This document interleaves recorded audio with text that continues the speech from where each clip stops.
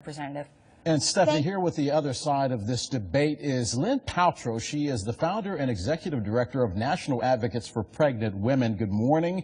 To say that your blood was boiling as you were watching that interview might be the understatement. What did you disagree with and why?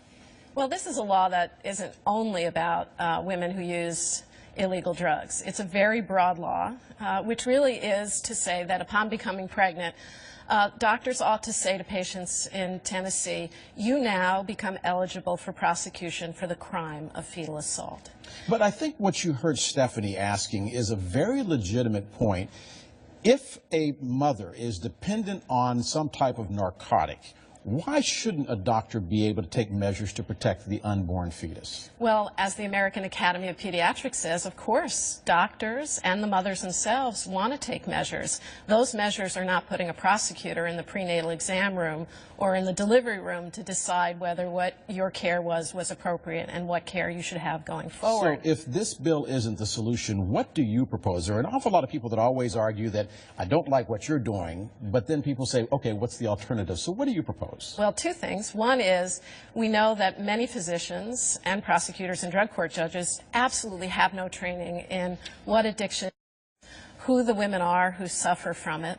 These are not women who don't care about their babies. Mothers who have addictions can't be defined that way. They overwhelmingly care about and love their children and do seek care.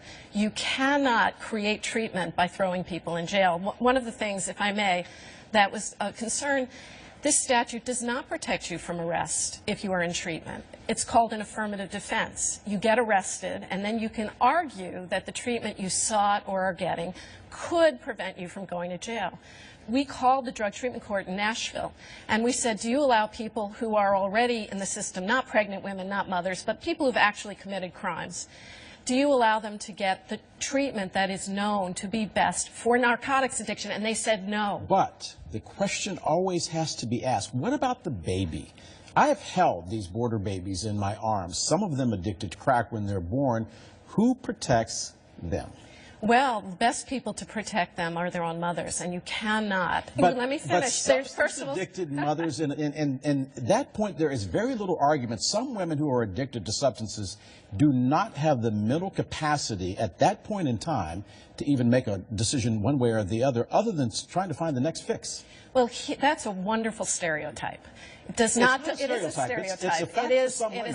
And it's a fact for some people with mental illness, and it's a fact for some people who are in very difficult circumstances. But it is not the typical mother of any kind. And more importantly, if you threaten women with arrest, the last thing they're going to do is ask for help.